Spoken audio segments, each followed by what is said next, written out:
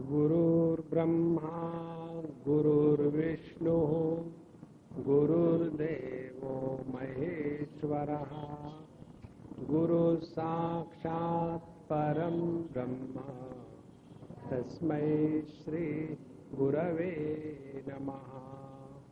तस्मै श्री गुरवे नमः।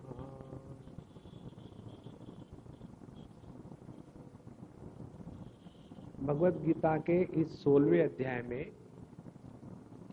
दो बातों का विशेष रूप से विस्तार से वर्णन हुआ है। एक तो बात यह है कि हम सभी के सभी पैदाइशी अच्छे होते हैं, हमें कोई खराबी नहीं होती, लेकिन जहां हमारा संपर्क प्रकृति के साथ आना शुरू हो गया और उसके बाद प्रकृति और प्रकृति की विकृति, इसके साथ जब हमारा तादात्म्य होने लग जाता है तो हमें आसुरी प्रवृत्ति बन जाती है। इसीलिए पहले भगवान ने दैवी संपत्ति बताई और ये दैवी संपत्ति सबको स्वीकार है, इसमें किसी का मतभेद नहीं है कि व्यक्ति के जीवन में अभय होना चाहिए, सत्व संशुद्धि ही, व्यक्ति का अंतःकरण शुद्ध होना चाहिए। उसके बाद ज्ञान योग व्यवस्थिति ही, व्यक्ति की समझ अपने बारे में, जगत के बारे में, ईश्वर के बारे में, परमात्मा के बारे में स्पष्ट होनी चाहिए। और दानम दमश्च यज्ञश्च, अपने पास जो है सबके साथ मिल के रहे, मिल के बांट के खाए, अपने ऊपर नियंत्रण हो, दूसरों के लिए जिए और अपने जीवन में शास्त्रों का अध्ययन और अपना इंट्रोस्पेक्शन नित्य करते रहे, कष्ट सहने की क्षमता रखे, जीवन में आर्जवम सरलता होवे, किसी की हिंसा ना करे, इत्यादि जो 26 गुण बताए हैं, इसको लेकर के सभी सहमत हो गए। कारण क्या है कि हमारा सबका स्वभाव है। इसको बताने के पश्चात भगवान बताते हैं अर्जुन को कि हे अर्जुन, केवल अच्छाई ही अच्छाई दुनिया में नहीं होती, उसके साथ साथ बुराई भी आ जाती है। और बुराई क्या है? दंभा, दर्प, अभिमान, क्रोध, पारुष्य, अज्ञान, ये आसुरी संपत्ति है। और आसुरी संपत्ति का हमने आपको कल अर्थ बताया था। आसुरी संपत्ति का अर्थ ये है कि हम अपने आप को बनाए रखने के लिए, दूसरों का नाश करने के लिए आगे पीछे नहीं देखते। जैसे हमको अपने भोग करने हैं, तो अपना भोग पूरा करने के लिए चाहे दूसरे को कितनी परेशानी होवे, हमको इससे कोई मतलब नहीं, वो आसुरी प्रकृति हो गई। इसी प्रकार से हम अपने कंफर्ट्स के लिए लोगों को कष्ट दे रहे हैं, इससे हमको कोई मतलब नहीं। कारण क्या कि हमारा पूरा ध्यान अपने कंफर्ट्स पर और अपने अच्छे रहने पर है। इसीलिए आसुर प्रकृति का व्यक्ति सक्षम होता है, उसमें अनेक प्रकार की विशेषताएं होती है। आपको एक उदाहरण दूं इसके बारे में। पाश्चात्य देशों में आप चले जाओ, स्वामी जी हमको वीसा नहीं मिलता, अरे बाबा ये उदाहरण है, मत जाना, हिंदुस्तान सबसे बढ़िया है। तो आप वहां के संस्कृति में जाके देखो, वहां के जो लोग हैं, जो भी काम करेंगे बढ़िया करेंगे। अभी मैं कहीं था, एक इतना पैच, वो जो फुटपाथ बनाना था, और हम वहीं रहते थे, घर से खिड़की से देख रहे थे नीचे। एक गाड़ी आई, एक आदमी आया, दूसरा कोई नहीं। उसने पूरा का पूरा उतना पुराना फुटपाथ उखाड़ करके फिर ट्रक में भर लिया और दूसरा वहां लेट करके ऐसा दिन भर में 6-8 घंटे में चला गया कि मानो वहां कोई आया ही नहीं हो। इतना क्लीन और नीट जॉब। और अपने बम्बई की फुटपाथ देखो कैसे, देखे, है ही नहीं। तो वहां जो कर्म करने की सुंदरता है, उसमें कोई दूसरी ऑप्शन नहीं है, बहुत बढ़िया काम करेंगे। दूसरी बात, उनमें किसी के भी प्रति आसक्ति नहीं है। जैसे आप हिंदुस्तानी लोग जो है ना, अपने बच्चे को लेकर के हमेशा परेशान होते हैं। हमने आपको पिछले बार बताया था, एक माँ अपने बच्चे के बारे में कंप्लेन कर रही थी, स्वामी जी देखो ये मानता ही नहीं मेरी बात। हमने कहा उसको बुलाओ, हम डांटेंगे। वो आ गया उनका लड़का, और लड़का था 70 साल का, क्योंकि वो माता थी 95 साल की। अब वो 95 साल की होने के बाद भी उसकी यही कंप्लेन है कि मेरा लड़का मेरी बात मानता नहीं है, और कब छोड़ोगे उसको। तो हम लोगों में जो आसक्ति का प्रॉब्लम है, वो प्रॉब्लम पाश्चात्य संस्कृति में कहीं नहीं है। अब देखो, 2 बातें हो गई। अब तीसरी बात, इतना होते हुए भी उनमें जो अकेलेपन का रोग है उसका निवारण नहीं है। इसका कारण क्या है? इसका कारण यही है कि वो हमेशा अपना जीवन अपने लिए जीते हैं। तो यही है आसुरी संपत्ति के लक्षण। भौतिक जगत में प्रगति करने के लिए, मेहनत करने के लिए सिंसियरली तैयार, लेकिन इसके पीछे प्रेरणा किस बात की है? प्रेरणा इस बात की है कि मुझे क्या मिलेगा। और फिर हम अपने लिए ये विचार नहीं करेंगे कि देखो, हम मेरी पति पत्नी ने डाइवोर्स कर लिया तो बेचारे बच्चों का क्या होगा। बिल्कुल विचार ही नहीं करना। कारण क्या? आसुरी प्रकृति का स्वभाव है। इसीलिए आसुर प्रकृति का व्यक्ति वो है कि जिसके जीवन में स्वार्थ की पराकाष्ठा हो गई, और फिर अपने जीने के लिए बाकी किसी का कुछ भी हो जाए। तो ऐसे दंभ, दर्प, अभिमान, क्रोध, पारुष्य, अज्ञान, ये पार्थ संपदम आसुरीम, यहां तक हमने कल देखा था। अब आगे भगवान कहते हैं, 5वां श्लोक हम पढ़ रहे हैं। श्री भगवान वाच दैवी संपद विमोक्षाय निबंधायासुरीमता माशु च संपदम दैवीम् अभिजातोऽसि पांडव द्वौ भूत सर्गौ लोकेऽस्मिन् दैव आसुर एव च दैवो विस्तरश प्रोक्तः आसुरं पार्थ मे शृणु। अब ये 2 प्रकार की जो प्रकृतियां हैं, दैवी प्रकृति और आसुरी प्रकृति, इसका हमारे जीवन में कैसा प्रभाव होगा? जो दैवी प्रकृति का व्यक्ति होगा वो अपने आप का भला करने पर लगा हुआ है। जो व्यक्ति अपना स्वयं का भला नहीं कर सकता, वो कभी दूसरे का भी भला नहीं कर सकता। तो अपना भला किसमें है? हमारे शास्त्र बताते हैं कि मनुष्य के जीवन में 4 पुरुषार्थ का वर्णन आता है, धर्म, अर्थ, काम, मोक्ष। अब इसमें 4 पुरुषार्थ का यदि विश्लेषण करेंगे तो पता लगेगा, जो अर्थ, पैसा हम जीवन में कमाते हैं, उसका विनियोग किस लिए कर रहे हैं? यदि पैसे का विनियोग केवल पैसा इकट्ठा करने के लिए ही कर रहे हैं तो हम हो गए आसुरी प्रकृति के व्यक्ति।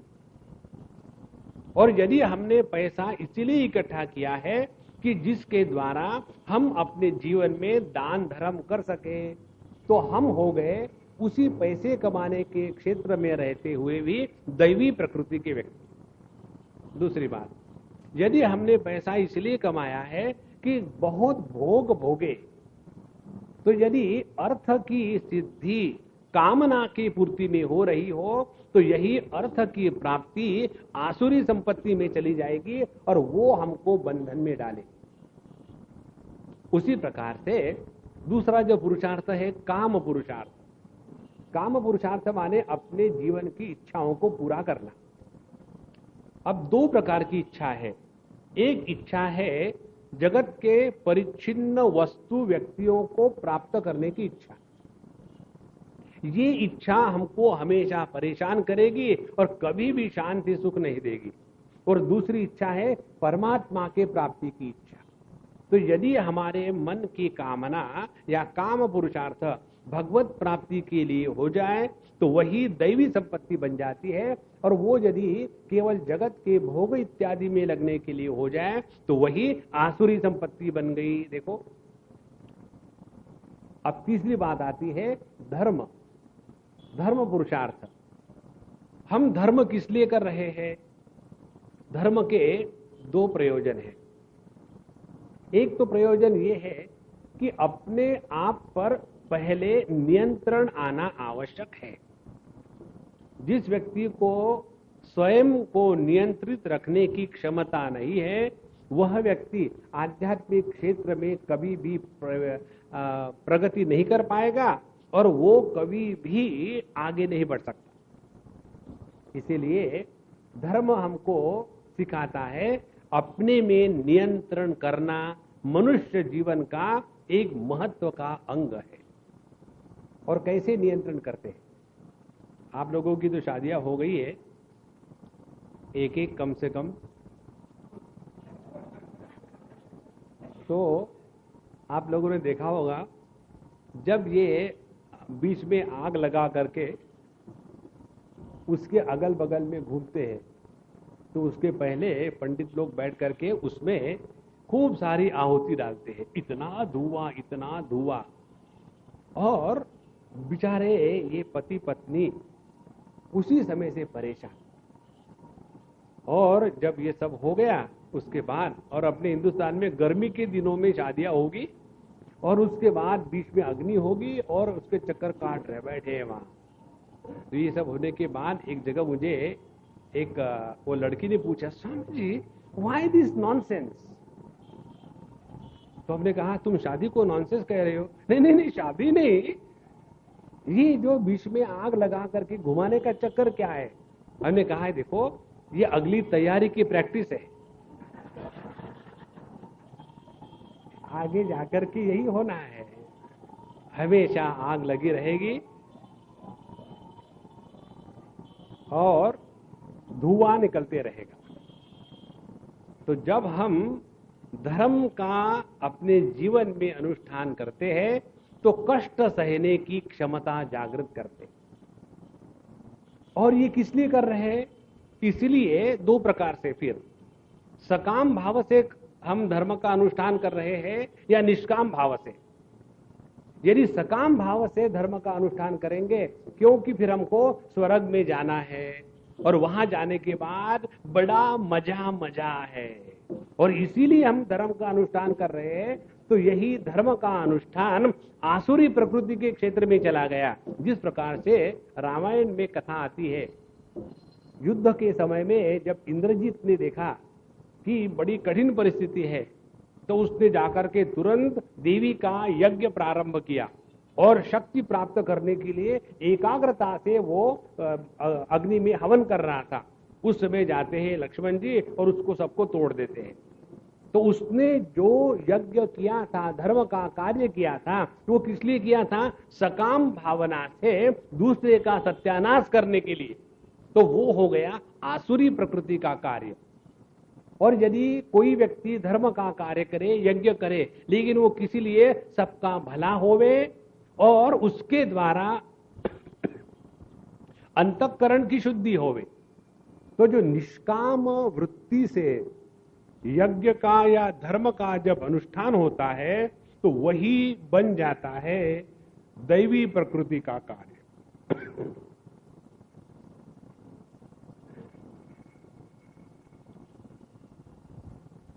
आप लोगों को खांसी आ रही तो पानी तो नहीं होगा आपके पास? देखो बाबा जी बनने का ये फायदा है, सभी पानी पिलाने पर तुले हैं। हमको आज तक कई लोगों ने पानी पिला के रखा है। तो अब धर्म की बात आई तो सकाम भावना से दूसरे का बुरा करने की दृष्टि से यदि धर्म का अनुष्ठान करेंगे तो वो हो गई आसुरी प्रकृति, और वही बन जाती है दैवी प्रकृति। यदि निष्काम भावना से कर्म करे तो अंतःकरण की शुद्धि होगी। अब आते हैं चौथा पुरुषार्थ, मोक्ष पुरुषार्थ। मोक्ष की अभिलाषा, आकांक्षा, इच्छा, मुमुक्षा जिसके अंतःकरण में होगी वह स्वाभाविक दैवी प्रकृति का व्यक्ति होगा।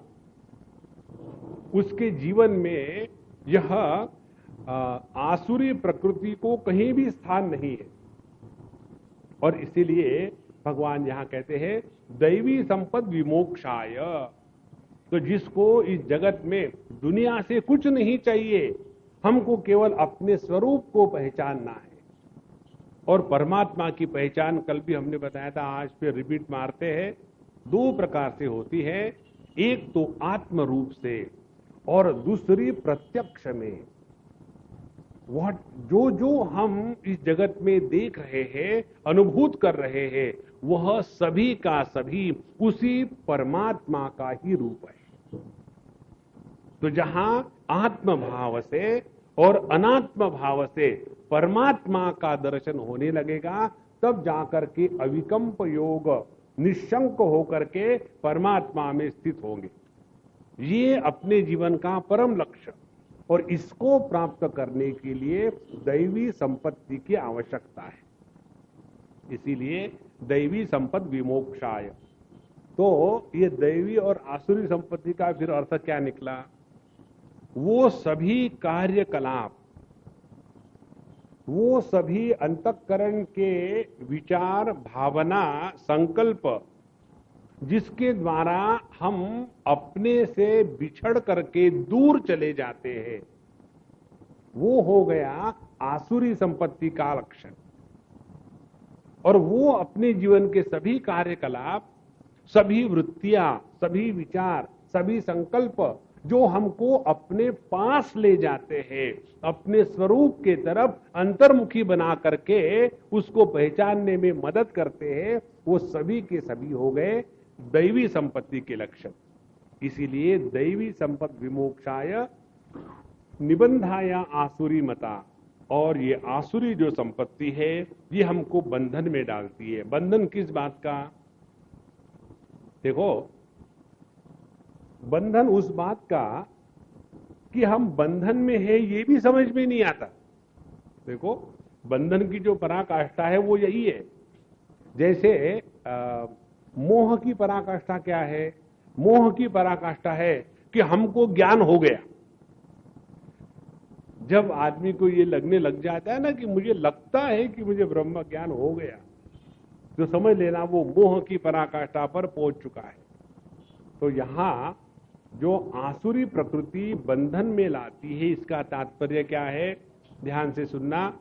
जब तक हमारा जीव कोश भंग नहीं होगा, तब तक के हम अपने आप को इस देह में रहने वाले, देह का त्याग होने के बाद फिर दूसरा देह प्राप्त होगा, वहां जाकर के सुख दुख की प्राप्ति होगी, फिर उसका नाश होने के बाद तीसरा देह प्राप्त होगा। इस प्रकार से अनेक जीववाद की सृष्टि करते हैं। ध्यान से सुनना। जब तक हम इस जगत के दर्शन में उपाधि को लेकर के अनेकता को स्वीकार करते हैं, तब तक के हम संसारी है, विषयी है, भोगी है, घटिया है। इससे थोड़े ऊपर उठ गए तो कौन? अब हम अपने आप को देह उपाधि में रहने वाले जीव, इस उपाधि से भिन्न स्वीकार करने लग गए। लेकिन इसमें भी एक दोष है। कौन सा दोष है? पर हेड वन जीव। तो मैं तो पुण्यात्मा हूं, आप तो पापात्मा हो, और मैं तो बड़ा अच्छे कर्म करने वाला हूं, और मुझे तो अगले जन्म में अच्छा सब कुछ मिलेगा। यह जो अपने को जीव मान करके अनेक जीव है, ये संकल्प या ये समझ लेकर के जब हम जीते हैं तभी हम बंधन में ही है। इससे बढ़कर के स्थिति ये है कि केवल मैं के सिवा इस जगत में और कुछ नहीं है। ईशावास्यमिदं सर्वम यत्किंच जगत्याम जगत। भगवद गीता के 9वें अध्याय में भगवान ने कहा, मया ततमिदं सर्वम जगद व्यक्त मूर्तिना मस्थानि सर्वभूतानि न चाहम तेषु अवस्थितः न च मस्थानि भूतानि पश्यमे योगमैश्वरम भूत भृन्न च भूतस्थः ममात्मा भूत भावना। तो मैं जो निर्गुण निराकार सभी सगुण साकार का आधार होते हुए भी इसके द्वारा प्रभावित नहीं होता, और यही एक तत्व सत्य है, इसकी पहचान को कहते हैं मोक्ष। इसीलिए आसुरी संपत्ति के 2 भाग हो गए। एक तो भाग हो गया जो अत्यंत घृणास्पद है, जब हम अपने को देह के रूप में स्वीकार करके वैसा ही जीवन जीते हैं पशुतुल्य, और दूसरा है हम अपने आप को जीव के रूप में स्वीकार करके अनेक प्रकार के पाप पुण्य करते जाएंगे और ऊर्ध्वम गच्छन्ति सत्वस्तः मध्ये तिष्ठन्ति राजसः जघन्य गुणवृत्तिस्तः अधो गच्छन्ति तामसः। इस प्रकार से उच्च मध्य और नीच योनियों का विचार दिमाग में चलता रहेगा। लेकिन ये सभी का सभी बंधन के क्षेत्र में है। मोक्ष किसको कहेंगे? मोक्ष अपने स्वरूप का लक्षण है। हम कोई भी व्यक्ति कभी भी अपने आप को बंधन में अनुभव नहीं करते। अब जैसे देखो, हमारा बचपन था, बचपना है लेकिन बचपन था,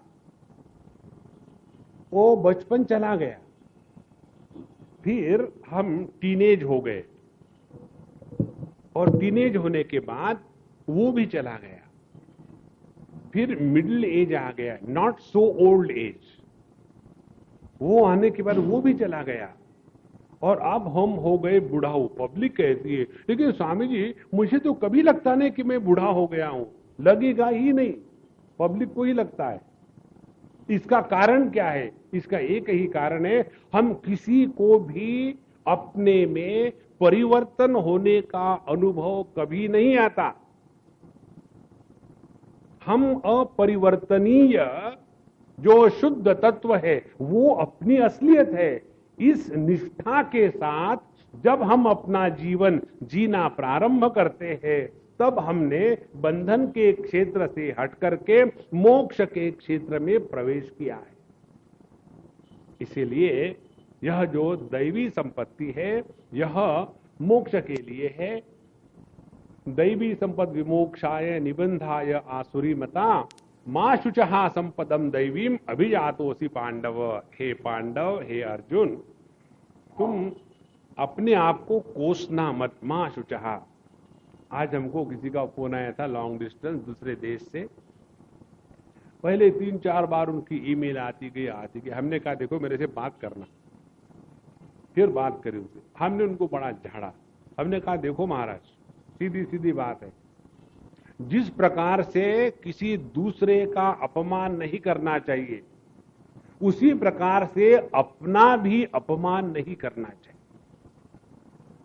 आदमी को आत्मसम्मान होना आवश्यक है। अभिमान नहीं हो लेकिन सम्मान जरूर हो, अन्यथा हमेशा अपने आप को कोसते रहेंगे, पता नहीं मैंने ऐसा क्यों किया, मैंने बड़ा पाप किया था और मेरे ही कारण सब कुछ हो गया है, अब मुझे क्या होगा, कैसे होगा। होने की कोई जरूरत नहीं, अभी हो चुका है। अपने आप को इतना नहीं कोसे। और जो व्यक्ति अपने आप को कोसता रहता है ना हमेशा, और हमेशा दुखी समझता है, वो महा अहंकारी है। देखो, ईगो, अहंकार किसको कहते हैं? जितना ज्यादा अहंकार होगा उतना ज्यादा दुखी होगा, जितना कम अहंकार होगा उतना कम दुखी होगा। कन्हैया में अहंकार है ही नहीं, इसीलिए आनंद स्वरूप है। देखो, तो यह जो दैवी संपत्ति है, यही हमको मोक्ष का साधन है। और हे पांडव, हे अर्जुन, तुम रो मत बाबा। भगवान कितने परेशान हो गए होंगे। सामने अर्जुन के जैसा मुच्छड़ है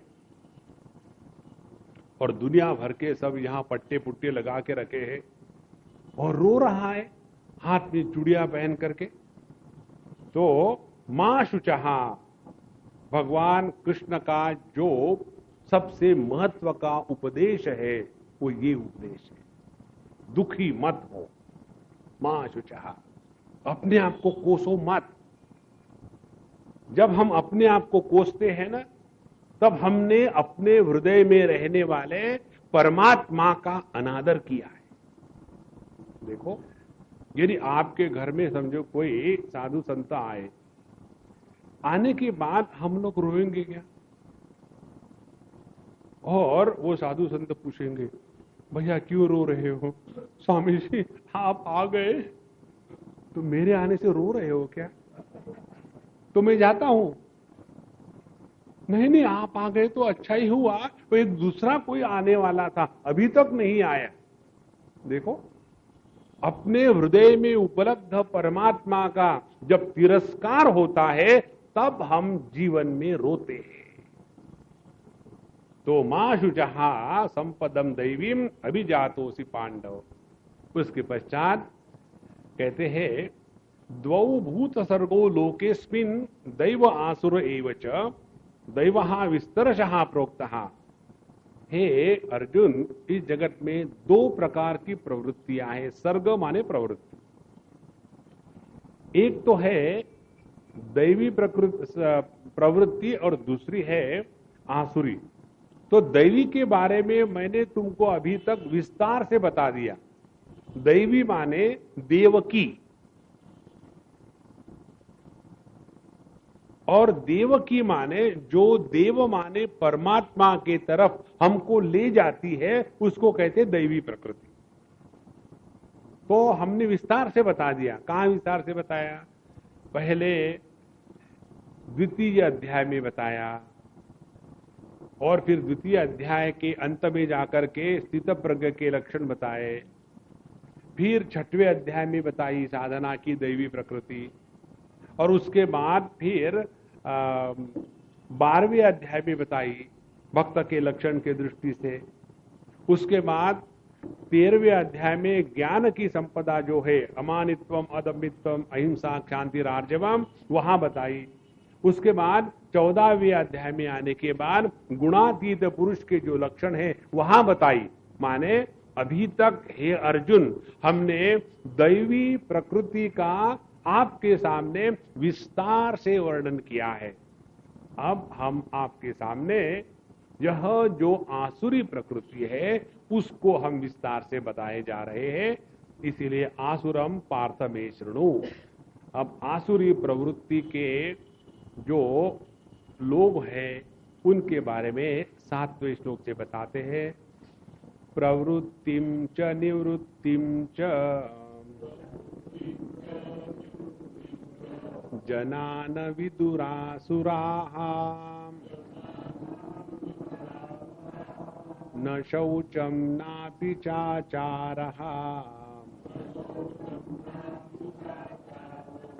न सत्यं तेषु विद्यते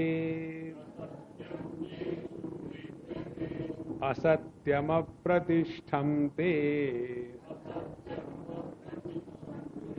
जगदाहुरनीश्वरः। अनीश्वरम अपरस्पर संभूतम् किमन्यत् कामहैतुकम् एतां दृष्टिमवष्टभ्यः नष्टात्मानोऽल्पबुद्धयः प्रभवन्त्युग्रकर्माणः क्षयाय जगतो हिताः।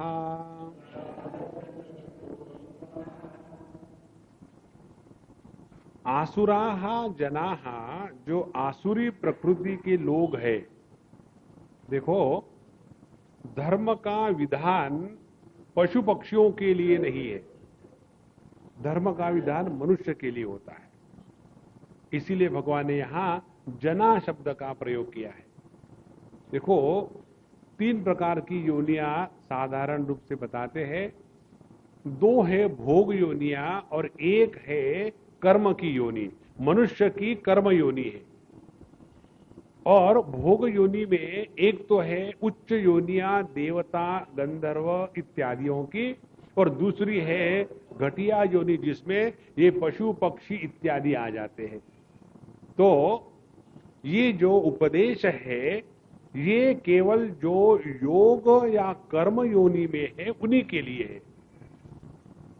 जब कोई पशु पक्षी कोई भी करता है अच्छा बुरा, उनको पाप पुण्य नहीं लगता। जैसे कोई शेर किसी गाय को, समझो गाय बच्चा दे रही हो और उस समय वो शेर आया, वो शेर आकर के उसने उस गाय के बच्चे को अपने मुंह से खींच करके खा गया, तो उस समय उस शेर को पाप नहीं लगता, क्योंकि वह अपने प्रकृति के अनुसार चल रहा है।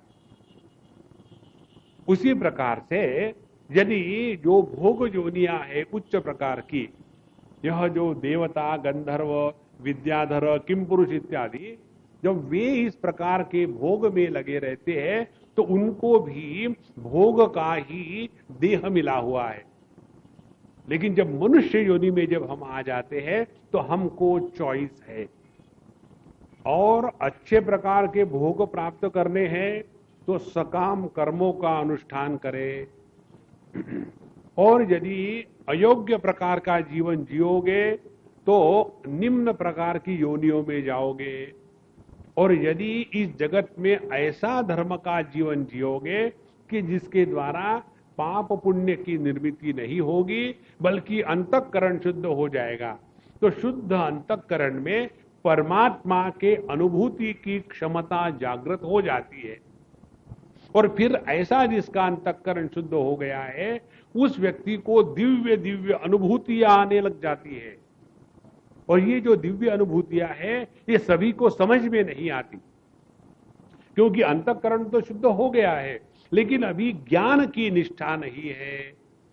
इसीलिए यहां भगवान बता रहे हैं कि जो आसुरी प्रकृति के लोग हैं, जिनको भगवान की दया से मनुष्य देह प्राप्त हो गया है, लेकिन उनको न प्रवृत्तिम न निवृत्तिम विदुहु, उनको ये समझ में नहीं आता कि हम किस कार्य में प्रवृत्त होवे और किस कार्य में प्रवृत्त ना होवे।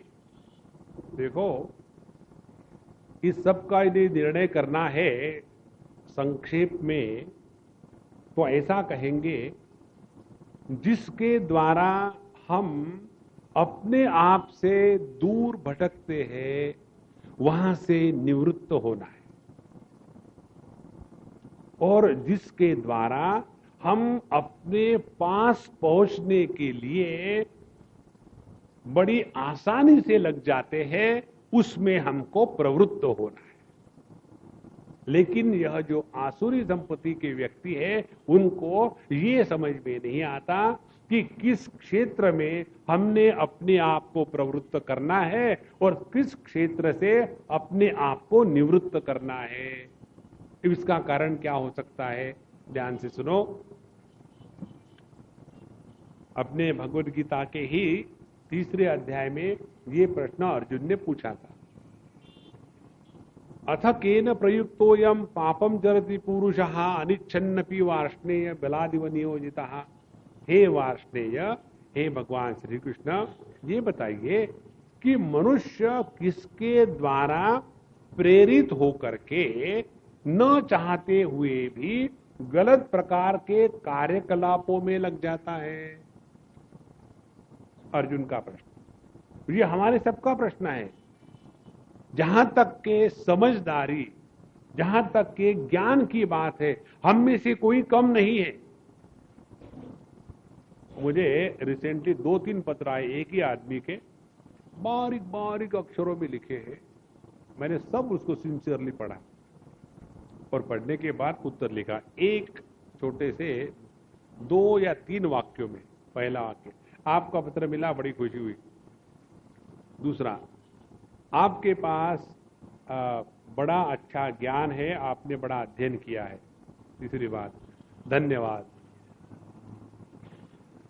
उसमें इतने प्रॉब्लम, लेकिन ज्ञान की कुछ कमी नहीं है। देखो, जीवन में ज्ञान होने के बाद यदि प्रॉब्लम बने रहते हैं तो पहला प्रॉब्लम है ज्ञान हुआ। देखो, when knowledge becomes load, जब ज्ञान का बोझा दिमाग पर आ जाता है तो जीवन में प्रॉब्लम और बढ़ जाते हैं। लेकिन जब ज्ञान परिपक्व हो जाता है तो जीवन के प्रॉब्लम जो है उनको हल नहीं करना पड़ता है, वो गल जाते हैं। बड़ी महत्व की बात। तो अर्जुन का प्रश्न ये है कि किस कारण से हम गलत कार्य में लगते हैं। तो भगवान कहते हैं, काम एष क्रोध एषः रजोगुण समुद्भवः महा अशनः महापाप्मा विद्धेनम इह वैरिणम। यह काम है, इसी का दूसरा नाम क्रोध है। और काम क्रोध के कारण व्यक्ति ये समझ नहीं पाता कि किस में कब प्रवृत्त होवे और किस से कब निवृत्त होवे। क्यों? कि अब वो काम के प्रभाव में ऐसा जबरदस्त आ गया है कि यही काम उसके बर्बादी का कारण बन गया। उस समय व्यक्ति किसी भी प्रकार के पाप को करने को आगे पीछे नहीं देखेगा। महा अशनः महापाप्मा। इसलिए यह जो आसुरी प्रवृत्ति के लोग हैं, ये प्रवृत्ति और निवृत्ति इसका विवेक क्यों नहीं कर पाते? इसलिए नहीं कर पाते कि, ध्यान से सुनना, ये बहुत महत्व का सिद्धांत है, हमने 25 बार बताया है आपको। 2 कारणों से हमारे अंतःकरण में कामना का जन्म होता है। जैसे 2 कारणों से मां बाप से बच्चे पैदा होता है, उसी प्रकार से 2 कारणों से हृदय में कामना का जन्म होता है।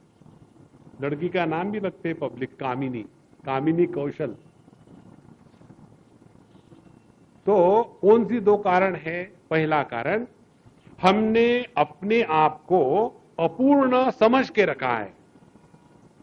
जब तक हम अपने आप को अपूर्ण परिच्छिन्न समझेंगे, तब तक के पूर्णता को प्राप्त करने के लिए किसी चीज की आवश्यकता है, ये बात दिमाग में बैठी रहेगी।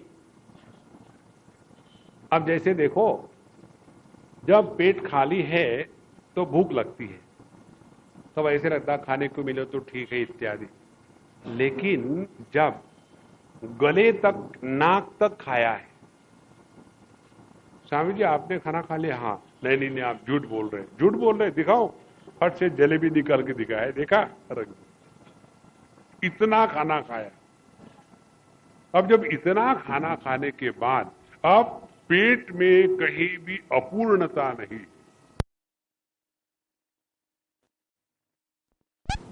उस समय समझो तिरुपति के बालाजी का लड्डू भी पहुंच जाए तो कहेंगे कि अब नहीं। क्यों? कि अब किसी भी प्रकार की कामना खाने के बारे में नहीं हो सकती। तो कामना का पहला कारण है अपने आप में अपूर्णता की कल्पना करना। और ये कल्पना क्यों होती है? क्योंकि हमने अपने आप को देह माना है। तो जब तक के देह के साथ तादात्म्य करके अपने आप को परिच्छिन्न मानेंगे, तब तक के जीवन से कामना का साम्राज्य समाप्त नहीं होगा। पहली बात। अब दूसरा कारण कामना का, कामना हमेशा होती है अनात्म वस्तु की। हमको अपनी कभी कामना नहीं होती, अपने लिए कामना होती है। तो जब तक के ये जगत के साथ व्यवहार करते समय ये भाव रहेगा कि मैं इस जगत को देखने वाला, जानने वाला, इस जगत से भिन्न हूं, तब तक के मुझे जगत के वस्तु व्यक्तियों के बारे में कामना बनी रहेगी। तो ये जो आसुरी प्रवृत्ति के लोग हैं, ये प्रवृत्ति और निवृत्ति का विवेक इसलिए नहीं कर पाते कि उन्होंने अपने आप को यह जो उपाधि है, उपाधि के साथ तादात्म्य होने के बाद उपाधि के रूप में स्वीकार किया है। ये बहुत ही महत्व की बात है भैया। जिस दिन भगवान की दया से ये बात समझ में आ जाएगी ना, एकदम आप हल्के पुल्के हवा में उड़ते जाए, मेरा लाल दुपट्टा वैसे हो जाओ। जगत का बोझा दिमाग पर नहीं रहेगा। अब जैसे देखो, एक उदाहरण के लिए, यदि आप अपने बच्चों को लेकर के ऐसा विचार करो क्या कि जैसे एक पेड़ को फूल आता है, फल आता है, उसी प्रकार से एक बच्चा हमारे माध्यम से निकला।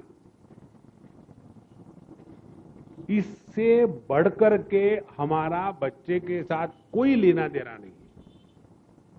वो बच्चा अपने प्रारब्ध को अपने सर के ऊपर में गोंद के ले आता है। माने the child is born through us, not to us. जिस दिन ये बात समझ में आ जाएगी तो हम अपने बच्चे के साथ प्रेम से रहेंगे, सब कुछ होगा, लेकिन उस बच्चे के माँ बाप होने का बोझा हमारे सर पर नहीं होगा।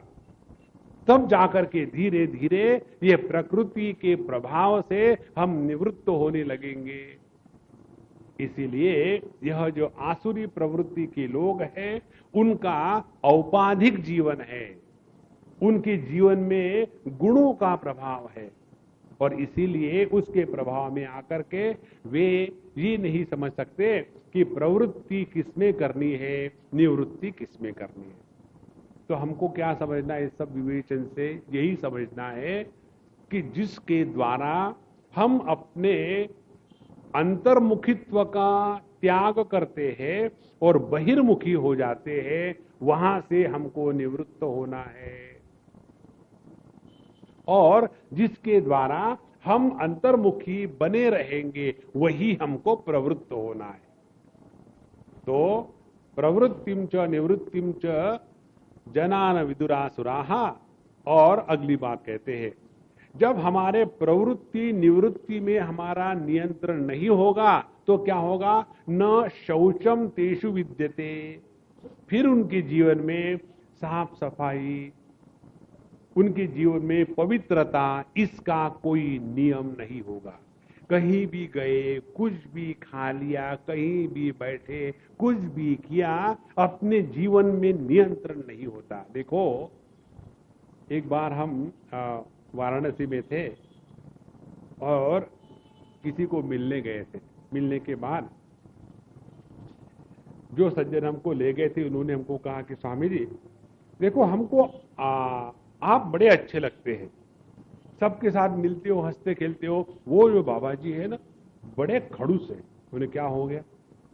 बोले देखो, किसी का छुआ नहीं खाते, किसी के हाथ का पानी नहीं पीते और हमेशा अपने में रहते। हमने कहा देखो महाराज, जरा संभाल के बात करना। हमने कहा उन्होंने ये जो व्रत लिया है तो स्वयं का खाना स्वयं बनाते हैं, स्वयं कुएं से पानी निकाल के लाते हैं। ये करके देखो, कितनी कष्ट की बात है। जिस व्यक्ति का शौच और आचरण अत्यंत पवित्र होता है, उसमें एक दिव्य शक्ति जागृत हो जाती है। उसी शायद वाराणसी की ही बात है। वहां एक बहुत बड़े विद्वान थे, अब वो नहीं है, ब्राह्मण थे और वेदांत के प्रकांड ज्ञानी थे। और उन्होंने अपने पूरे जीवन में वेदांत के अध्यापन के सिवा कुछ नहीं किया, किसी से कुछ नहीं लेते थे। केवल एक छोटी सी धोती पहन करके, अंगवस्त्र लकड़ी के पट्टे पर बैठते थे और गंगा जी में नहाते थे, अपने हाथ से खाना बनाते थे, कोई उनका सेवक नहीं, कोई नहीं, कोई नहीं। और इतनी उनकी तपस्या, कठोर जीवन था, लेकिन उनके जीवन में ये तेज था, कभी भी उन्होंने अपने आप को हीन दीन नहीं समझा। तो शौच का तात्पर्य है, जब हमने किसी उच्च लक्ष्य को प्राप्त करने के लिए कमर कस ली है, तो उसके लिए जो जो आवश्यकता है उसको स्वीकार करने के लिए चाहे कितने भी कष्ट क्यों ना पड़े, वो जो सह सकता है वही इस आसुरी प्रकृति से ऊपर उठ गया है। इसीलिए न शौचम तेषु विद्यते, ऐसे आसुरी प्रकृति वाले उनमें किसी प्रकार के शौच, साफ सफाई या अंतःकरण की शुद्धि, पवित्रता, इसका नामो निशान नहीं। न च आचारः, आचारः का तात्पर्य पिकल्स नहीं। देखो, आचरण दो प्रकार के होते हैं। एक, हमारा आचरण ऐसा होवे कि जिसके द्वारा हम अपने स्वरूप के पास हमारे माध्यम से परमात्मा अभिव्यक्त होवे। हमारे माध्यम से परमात्मा की अभिव्यक्ति क्या है? परमात्मा है सच्चिद आनंद स्वरूप। तो हमारे माध्यम से परमात्मा की अभिव्यक्ति यो होगी, हम जिए, दूसरे को जीने दें। कभी ना तो अपने मरने का संकल्प करे या विचार करे, स्वामी जी अब मुझे और कितना जिंदा रहना है। जिस दिन ये विचार मन में आएगा ना अपने मरने का, समझ लेना हमने अपने आप को परमात्मा से दूर कर लिया है। इसीलिए स्वयं जिए, ना किसी को मारने की कल्पना करे। दूसरा, जो ज्ञान स्वरूप परमात्मा है उसको अपने जीवन से अभिव्यक्त होने दे। तो ज्ञान का स्वयं आदर करे और किसी को बेवकूफ ना बनाए और किसी से बेवकूफ ना बने। दोनों बातें ऐसे नहीं, I am so simple, anybody can come and make a fool of me. You are not simple, you are stupid. देखो, परमात्मा की अभिव्यक्ति जिसके माध्यम से हो रही है वो संत महात्मा हमेशा एकदम फ्रेश। और तीसरी बात, परमात्मा आनंद स्वरूप है, तो हमारे प्रत्येक कार्यकलाप में आनंद की अभिव्यक्ति होवे। इसको कहेंगे अपने आचरण की शुद्धि। ये बात इन आसुरी लोगों में नहीं होती। और आखिरी बात कहते हैं, न सत्यम तेषु विद्यते, उनके जीवन में सत्य का कहीं नामो निशान नहीं। देखो, जिसके अंतःकरण में सत्य के प्रति समर्थन होगा वही व्यक्ति सत्य की प्रतिष्ठा प्राप्त करने के लिए अपने जीवन को लगाएगा। और जिसके जीवन में असत्य की प्रतिष्ठा होगी वो व्यक्ति असत्य की ही मार्ग पर चलेगा। उदाहरण ले लो, यदि हमारे जीवन में सत्य की प्रतिष्ठा है, हम किसी भी प्रकार के कष्ट को सहने के लिए स्वयं होकर के तैयार हो जाएंगे। और यदि असत्य की प्रतिष्ठा होगी तो क्या कहेंगे, ने दुनिया में रहते समय ये थोड़ा बहुत इधर उधर करना ही पड़ता है, उसकी सिवा काम नहीं होता। माने हमारी प्रतिष्ठा अभी सत्य के प्रति नहीं है और इसीलिए थोड़ा कॉम्प्रोमाइज इधर, थोड़ा कॉम्प्रोमाइज उधर। तो जहां हमारी प्रतिष्ठा है वैसा ही हमारा जीवन है। इसीलिए इन असुरों के जीवन में सत्य की प्रतिष्ठा नहीं होती। और फिर क्या कहते हैं, असत्यम अप्रतिष्ठम ते जगत आहु अनीश्वरम। वो ऐसे कहते हैं, ये जो दुनिया है ना, जगत अनीश्वरम, इस जगत को नियंत्रण करने वाला, इसका पालन पोषण करने वाला कोई ईश्वर नाम की वस्तु है ही नहीं। सब कुछ हम करते हैं। देखो, जब तक कि ये अपने हृदय में बात बनी रहती है ना कि हम दुनिया को पानी चखा के रखेंगे, तब तक के हम अभी परमात्मा के अगल बगल में भी नहीं।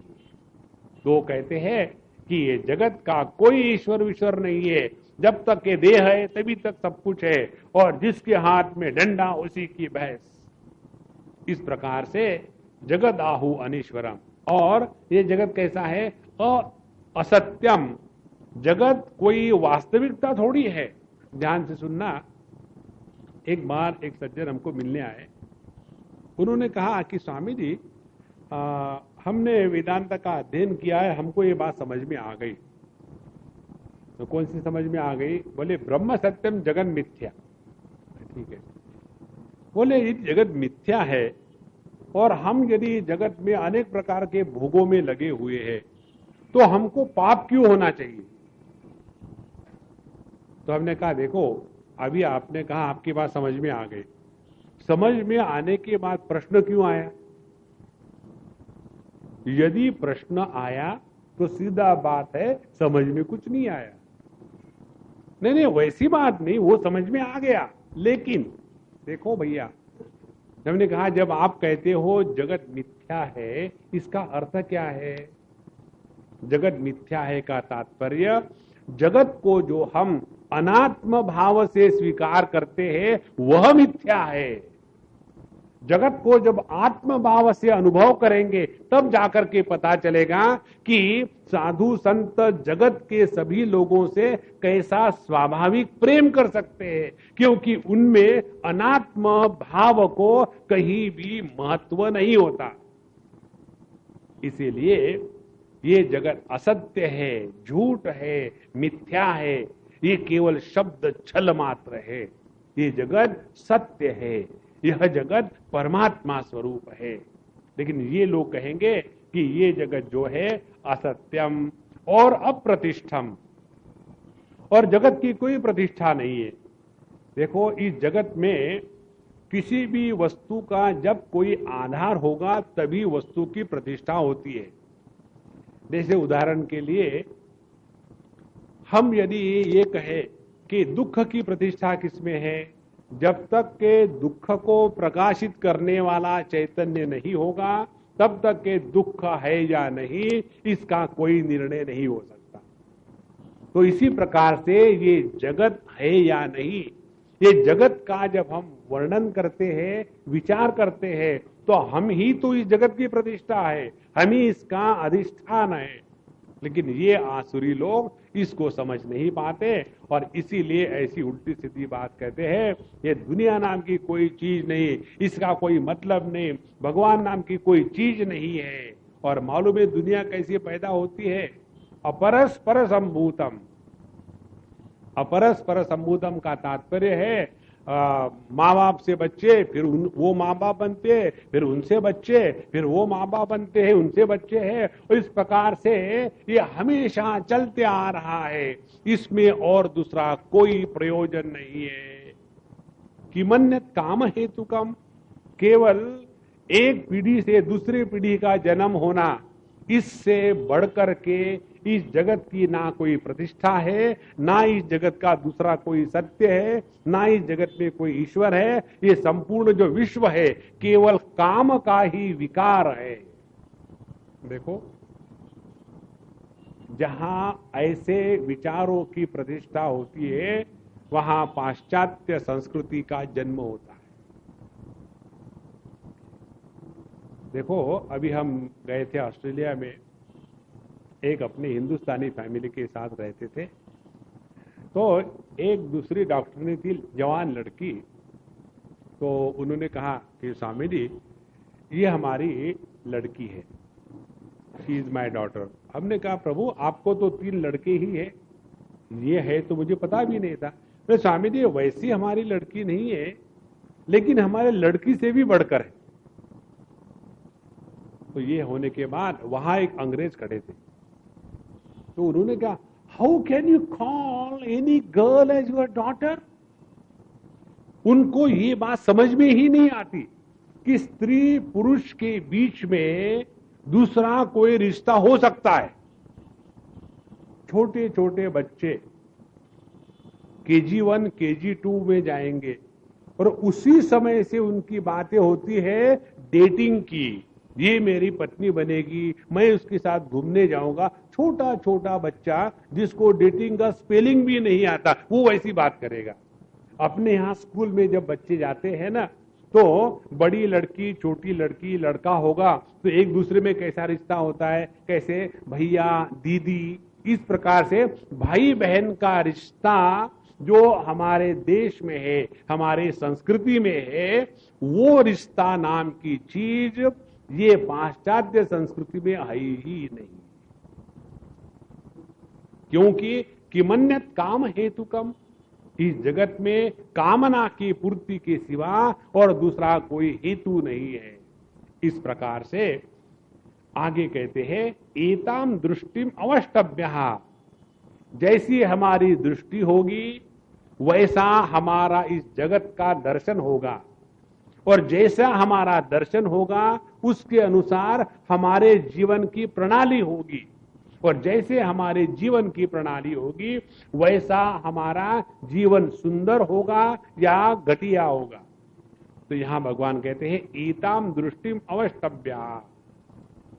तो जहां हमारी दृष्टि ही गलत हो गई तो उसके बाद सब कुछ सत्यानाश हो गया।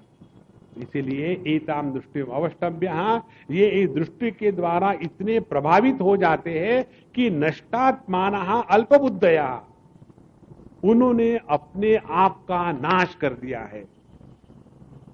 ईशावास्य उपनिषद के तृतीय मंत्र में आता है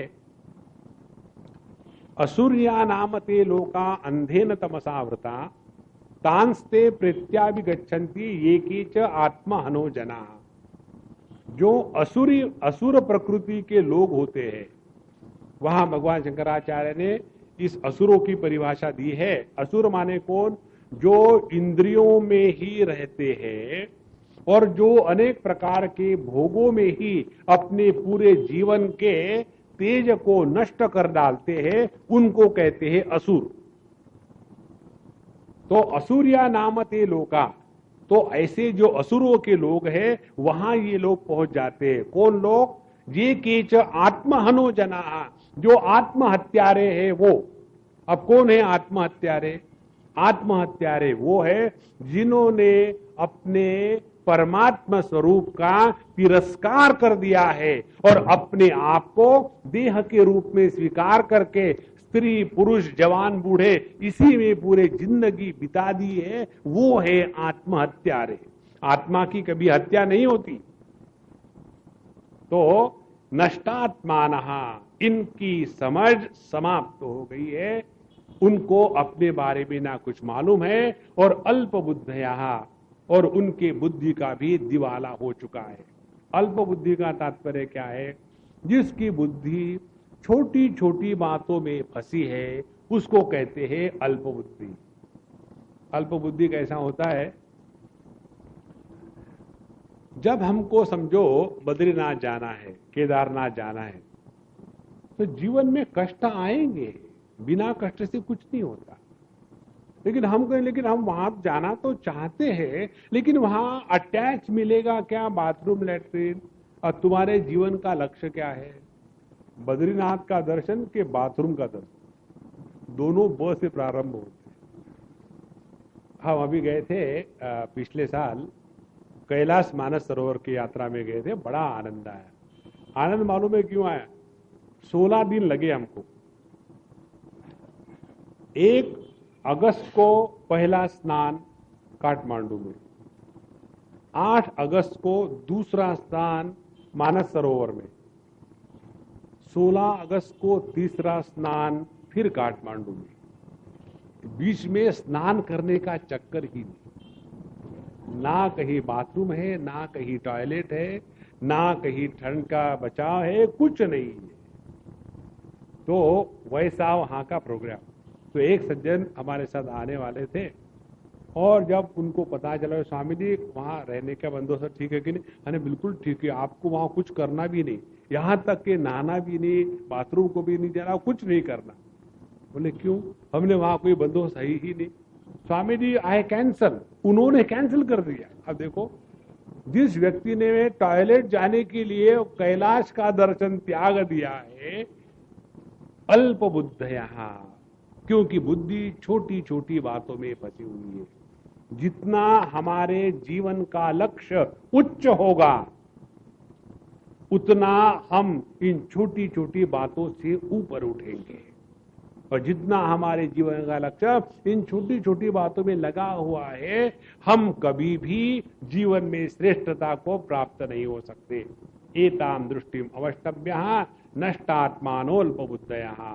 आगे कहते हैं, ऐसे लोग जो केवल अपनी कामना को पूर्ण करना, केवल भोगों में रहना, यही जीवन का जब उनके लक्ष्य हो गया है, तो प्रभवंती उग्र कर्माणः, फिर ऐसे लोग किसी भी प्रकार के भयानक कर्म करने के लिए आगे पीछे नहीं देखेंगे, किसी भी प्रकार के भयानक कर्म करेंगे, और जिसके द्वारा क्षयाय जगतः अहिताः, जिसके द्वारा ये संपूर्ण जगत भले नाश हो जाए, लेकिन हम जो चाहते हैं वही होना चाहिए। यह जो दूसरे को नष्ट करके अपने आप को बनाए रखने की जो प्रवृत्ति है, यह आसुरी प्रवृत्ति है। तो प्रभवन्ति उग्र कर्माणः क्षयाय जगतः, जगत के नाश करने पर तुले हुए हैं और इसी में अपने आप को श्रेष्ठ समझते हैं। और आगे कहते हैं, कामम आश्रित्य दुष्पूरम, उनके जीवन में आश्रय किसका है? उनके जीवन में आश्रय ना तो भगवान का है, ना तो उनके जीवन में आश्रय किसी सिद्धांत का है, ना तो उनके जीवन में आश्रय दूसरे के भला करने की कल्पना का है। उनका आश्रय केवल यही है, कामम आश्रित्य, मेरी कामना पूरी होनी चाहिए, चाहे उसके लिए हजारों को मरना क्यों ना पड़े। कामम आश्रित्य, और ये काम कैसा है? दुष्पूरम। आज तक इस दुनिया में किसी भी व्यक्ति की कोई भी कामना 100% पूरी नहीं हुई है,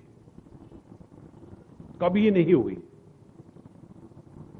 और यदि हम ये कल्पना करेंगे कि हमारी कामना पूरी होनी चाहिए, तो हम एकदम गलत मार्ग पर है। एक कामना पूरी भी हो जाए और यदि वो असली पूरी होती तो फिर दूसरी कामना नहीं आती। बारिश के दिनों में आप लोगों ने किया होगा, अपने बंबई में बारिश का बड़ा मजा है। खूब बढ़िया बाहर बारिश हो रही हो और आप कमरे में बैठो हृदय को ओढ़ करके, और बैठे बैठे बारिश के दिनों में पकोड़े बड़े अच्छे लगते हैं। प्याज के हो जाए तो और मजा आए। तो प्याज के पकोड़े बन के आए, वो आने के बाद उसके साथ चाय जरा अच्छा लगता है, गले से वो पकोड़े नीचे उतरते हैं। चाय आ गई, पकोड़े हो गए, उसके बाद फिर थोड़ा बहुत कुछ गाने, कुछ बीड़ी, कुछ सिगरेट, एक के बाद एक बढ़ते जाता है। यदि पहली ही कामना से तृप्ति होती तो दूसरी कामना का जन्म नहीं होता। इसीलिए कामना को दुष्पूर कहा गया है। कोई भी हमारे अंतःकरण की कामना ऐसी नहीं है कि जिसको पूरा करने के बाद आप इनफ, इट इज इम्पॉसिबल। इसीलिए काममाश्रित्य दुष्पूरम, तो जिसके जीवन का आश्रय यह काम है, वो व्यक्ति कभी भी शांत नहीं बैठ सकता, कभी भी सुखी नहीं रह सकता और कभी भी आनंद का अनुभव नहीं कर सकता। हम कल परसों कहीं गए थे खाने के लिए, वहां एक महात्मा से मिले। उन्होंने हमको कहा कि स्वामी महाराज आपका आश्रम कहाँ है? हमने कहा प्रभु भगवान ने हमको बचा लिया। तो बोले आपके शिष्य? हमने कहा भगवान ने एक बार और बचा लिया। तो आपके भगत लोग हो गए। हमने कहा भगवान ने हमको तीसरी बार बचा लिया। तो आप कोई आश्रम, कोई स्कूल, कोई हॉस्पिटल, कोई धार्मिक कार्य, कोई धर्मशाला कुछ करते नहीं। हमने कहा पब्लिक कर रही है, हम उसका उपभोग करते हैं। फिर हमने उनको सिद्धांत बताया, देखो हमारे जीवन का सिद्धांत क्या है, हमको दुनिया में किसी का भला नहीं करना, करना ही है तो सेवा करनी है। और जो सेवक होता है वो केवल सेवा ही करता है, जहां सेवा भाव जागृत हो गया तो हमसे क्या सेवा लेनी है यह दुनिया निश्चय करेगी। जैसे हम समझो किसी के घर नौकर है, तो हमने क्या सेवा करनी है हमारा मालिक बताएगा ना। मालिक कहेगा अरे बाबू पानी ले आ। जी साहब पानी। पानी क्यों लाए? गलती हो गई। कहां चक्कर है? बहुत सिंपल बात है। अभी तो आपने कहा था पानी लाने के लिए। ये वाक्य कहने का अधिकार बाबू को नहीं है। पहले मालिक भले कहेगा पानी लाओ, बाद में वही कहेगा क्यों लाए, माफ कर दो। इससे क्या होगा? मन शांत रहेगा। बेवकूफों के साथ दिमाग से कभी काम नहीं करना चाहिए। देखो इस दुनिया में सुखी रहने के बड़े सुंदर सुंदर नुस्खे हैं, उसको जीवन में उतार लो, बड़ा आनंद आएगा। इसीलिए काममाश्रित्य दुष्पूरम, ये कामना के चक्कर में कभी नहीं पड़ना। और जब ये कामना हमारे हृदय जीवन का आश्रय बन जाती है तो फिर अपने कामना को पूरा करने के लिए हम सामग्री इकट्ठी करते हैं। कौन सी सामग्री? पहली सामग्री दंभ। दंभ माने जो नहीं है वो बताना, जताना, उसको कहते हैं दंभ। है कुछ नहीं, लेकिन दुनिया के सामने ऐसा बताएंगे हमारा ये है, हमारा वो है, हमने ये किया, हमने वो किया, हमने इतने सकूल बनाए हैं और हमको अब ये और करना है। अरे बाबा, सभी तुम करोगे तो भगवान क्या करेंगे? उनको कुछ काम छोड़ो। तो दंभ, जिसके जीवन में दंभ आ गया है वो व्यक्ति अपने दंभ को बचाए रखने के लिए अपने जीवन का सौंदर्य नष्ट कर देता है। जैसा है वैसा रहो तो जीवन में बड़ा आसान है। काले को काला कहो तो आसान है, लेकिन काले को गोरा कहो तो फिर मुश्किल हो गई। तो दंभ, उसके बाद मान, और जितना ज्यादा दंभ होगा उतना अपने मान अपमान की बात हमेशा दिमाग पर चढ़ी रहेगी। जहां हमने अपने मान अपमान की बात दिमाग पर चढ़ा के रखी है, समझ लेना हमने अपने आप को देह के रूप में स्वीकार किया है। यदि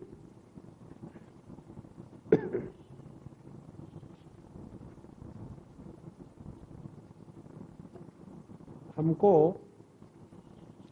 देह के रूप में रहना ही है और मान के वायरस से अपने को बचाना है, तो उसका एक टेक्निक है। टेक्निक क्या है कि सबको अपने से बड़ा मानो। मानना ही तो है ना, तो सबको अपने से बड़ा मानो। जब सबको अपने से बड़ा मानेंगे तो हम अपने आप छोटे हो गए। जब हम छोटे हो जाएंगे तो कोई सर के ऊपर में बोझा नहीं है, और जिसकी सर के ऊपर में बोझा नहीं होगा वो मस्त रहेगा। आपने देखा होगा ना, कई लोगों की ऐसी विचित्र स्थिति होती है, उनको लगता है कि पूरी दुनिया जो है ना वो मेरे ही कारण चल रही, और उसके कारण इतने परेशान, इतने परेशान। आपने वो कहानी सुनी होगी, पढ़ी होगी। एक बार एक बैलगाड़ी में बैठ करके एक किसान बहुत सारा सामान लेकर के बाजार में ले जा रहा था। उसके साथ उसका कुत्ता था। गर्मी के दिन थे। अब वो कुत्ता बैलगाड़ी के नीचे धीरे धीरे धीरे चल रहा है, और जैसे वहां पहुंचा, पहुंचने के बाद कुत्ता सोचता है, हाँ इतने दूर से मैं गाड़ी को ले आया हूं। वो आया गाड़ी की छाया में, लेकिन उसके दिमाग में ये बात चढ़ गई, यदि मैं नहीं चलता तो ये गाड़ी कैसे चलती। देखो, उसी प्रकार से हमारे दिमाग में बात आती है कि यदि हम ये नहीं करेंगे तो दुनिया कैसी चलेगी। आप जाके तो देखो दुनिया कितनी सुखी होगी।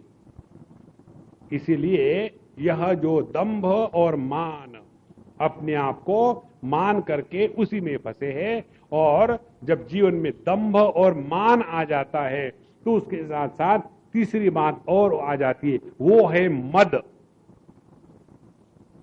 जब व्यक्ति को मद हो जाता है तो दूसरे को वो तुच्छ लेखने लग जाता है। आदमी को पैसे का मद होता है। पैसे का जब मद होता है तो अगले वाला आदमी कितने गहराई में है पैसे के, उसी के अनुसार व्यवहार होगा। जब हमको अपने शारीरिक सौष्ठव का जब मद होता है तो दूसरे के साथ व्यवहार करते समय वही अकड़ आ जाती है। जब हमको अपने वाणी का मद होता है तब दूसरे को बुरे शब्द कहने में हिचकिचाहट नहीं होती। जब हमको अपने गुस्से का मद होता है तब व्यक्ति को लगता है कि मेरा गुस्सा ऐसा है कि अगला कांप जाता है। ये तो शर्म की बात है ना, क्योंकि उसका भी मद हो जाता है। तो दंभमान मदान्विता और मोहात गृहीत्वा असद्ग्राहान, ये सब का कारण क्या है? मोह के कारण उन्होंने असत को पकड़ के रखा है। असद्ग्राह, ग्राह माने ये क्रोकोडाइल। क्रोकोडाइल को क्या कहते हैं हिंदी में? मगरमच्छ। हमारे विवेक चूड़ामणि में भगवान शंकराचार्य एक उदाहरण देते हैं। एक आदमी नदी पार करना चाहता था और उसने देखा वहां एक बहुत बड़ा काला ऐसा बहुत कोई तैर रहा है। उसने सोचा कि लकड़ी का कोई बड़ा पेड़ बीड़ होगा, जाकर के उस पर बैठा। बैठने के बाद वो मगरमच्छ चलने लग गया। अब उसकी क्या स्थिति होगी?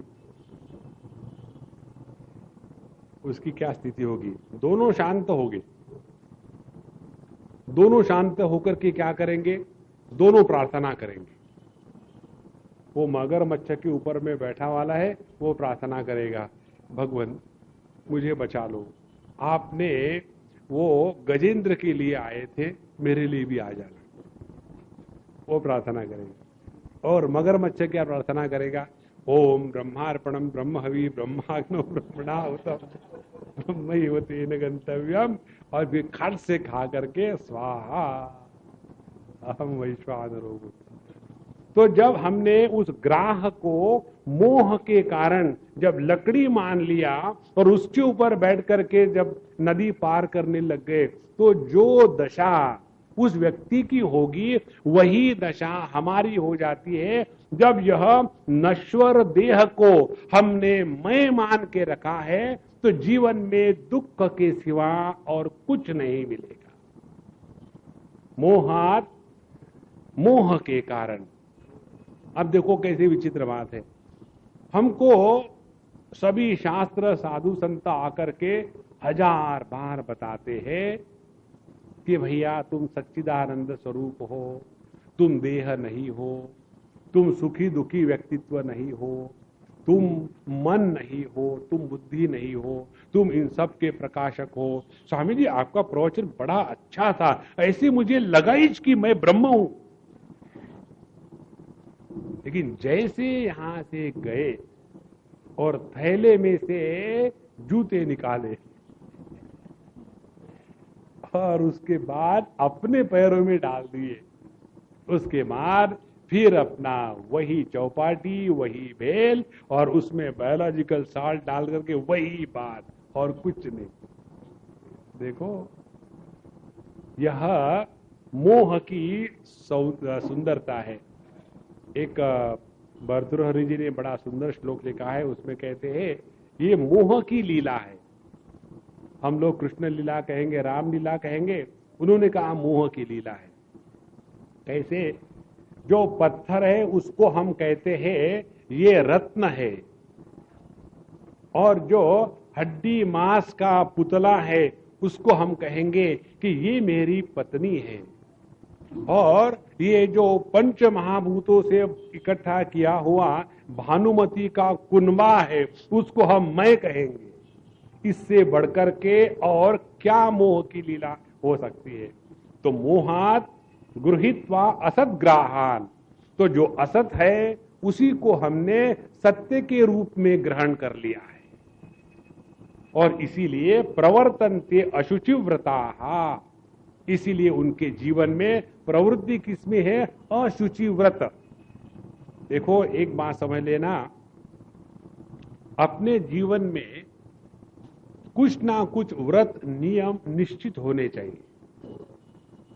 उन्हीं व्रत नियमों के द्वारा हम अपने आप पर नियंत्रण लाना सीख लेते हैं। और जो व्यक्ति अपने आप पर नियंत्रण लाना सीख लिया, उसी ने अपने मन को नियंत्रण करने की शिक्षा दी है। जिसका अपने बोलने पर नियंत्रण नहीं, जिसका अपने चलने पर नियंत्रण नहीं, जिसका अपने भोग पर नियंत्रण नहीं, वो व्यक्ति अपने मन के विचारों पर नियंत्रण नहीं कर सकता। ध्यान से सुनना। देखो, हम में से कोई भी व्यक्ति किस प्रकार के विचार हमारे मन में आएंगे, इसके बारे में नहीं बता सकता। कब कौन से विचार आएंगे भगवान जाने। तो जैसे हमारा देह समय के अनुसार काल के प्रभाव से हमेशा बदलता है, उसी प्रकार से हमारे मन में बिना हमारे कंट्रोल के कितनी सारी वृत्तियां आती रहती है। और यदि ऐसा हो गया कि हम अपने इन मन के वृत्तियों के निर्माण को नियंत्रण कर सके, तो क्या होगा? पहले जिस मन के वृत्तियों के हम गुलाम थे, वही मन और उसकी जो वृत्तियां है वो हमारी गुलाम बनेगी। और उसके बाद हो जाती है सत्य संकल्प की सिद्धि। साधु संत के विचारों में, उनके वाणी में इतनी शक्ति क्यों आती है? इसलिए कि उन्होंने अपने मन को, अपने इंद्रिय को, अपने वाणी को, अपने देह को, अपने व्यवहार को, अपने आचरण को नियमों के द्वारा नियंत्रित किया है। अपने बंबई के या महाराष्ट्र स्टेट ट्रांसपोर्ट की जो बसें हैं, या रोड पर कहीं तो भी हमने पढ़ा है, आई डोंट रिमेम्बर, वहां लिखा रहता है पीछे, मनाचा ब्रेक उत्तम ब्रेक। इसका मतलब यह है कि जो मेंटली ब्रोकन है वो बेस्ट ब्रोकर है। जिसने अपने मन को नियंत्रित कर लिया है वही मनुष्य कहने के लायक है। लेकिन यह जो आसुरी प्रवृत्ति के लोग हैं, क्योंकि उन्होंने देह के साथ तादात्म्य कर लिया और फिर इसी देह के साथ रह करके अशुचि व्रता, जीवन में गलत प्रकार का जीवन जीना, यही उनका व्रत बन जाता है। देखो, वो भी व्रत से जीते हैं, लेकिन कैसा? अशुचि व्रता।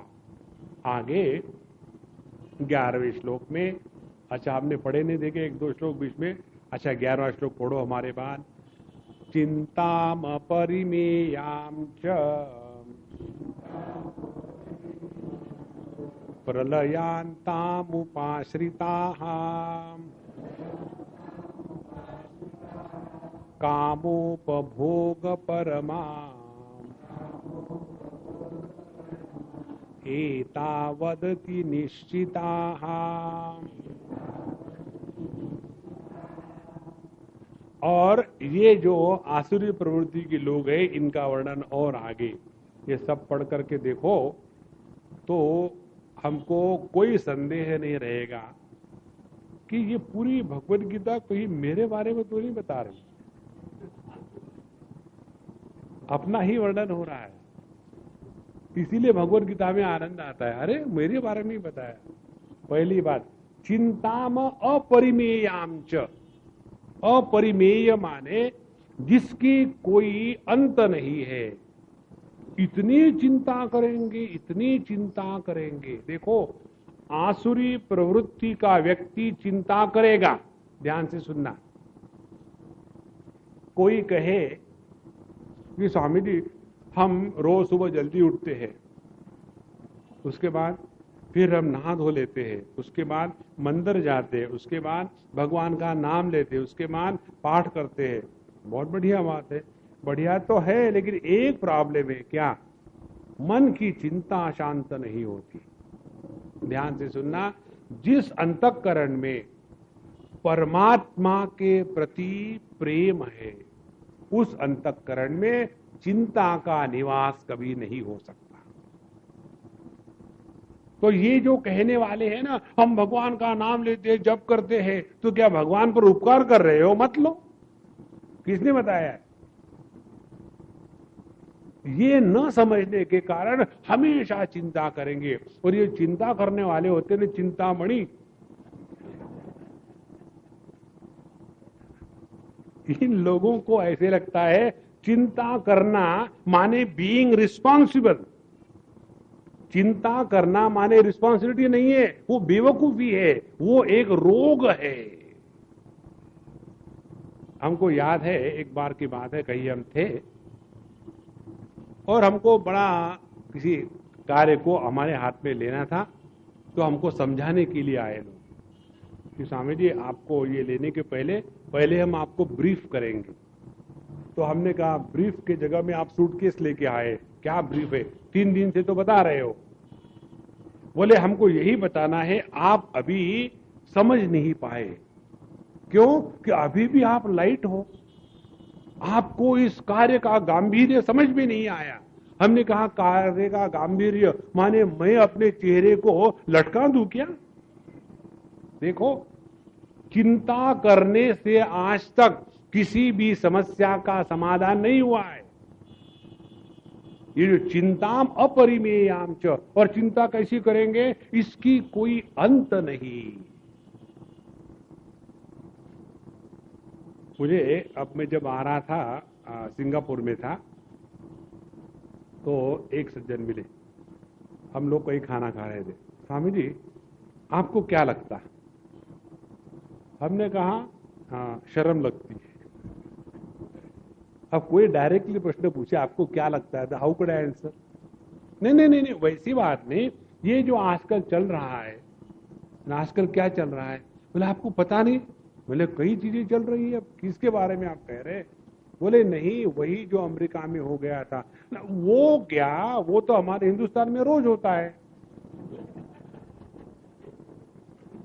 हम जब अखबार पढ़ते हैं तब देखते हैं, अरे आज तो 25 ही मरे,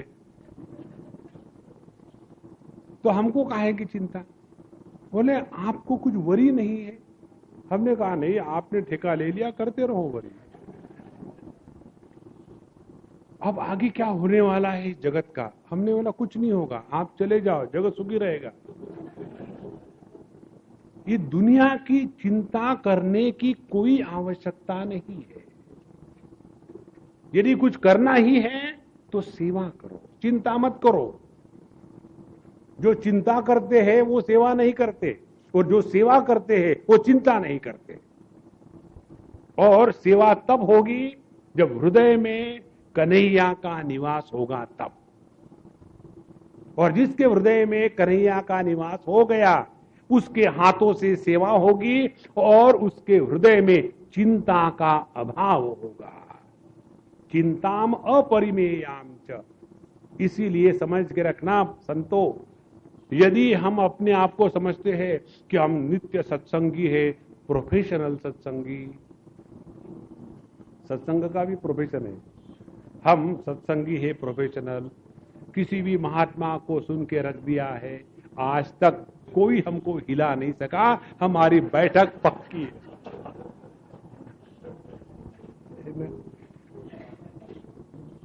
क्यों पक्की बैठक है? अभी तक हमारे दिमाग से चिंता समाप्त नहीं हुई।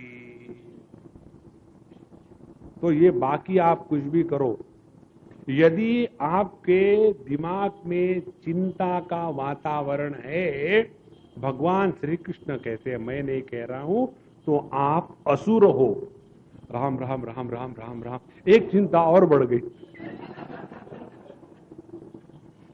पहले लग रहा था कि हम तो सत्संग में जाने वाले अच्छे लोग हैं, लोग भी कहते हैं ये जो है ना बड़े अच्छे सत्संगी है, कैसे रोज जाते हैं, इसीलिए शांति शांति। कहाँ? घर में।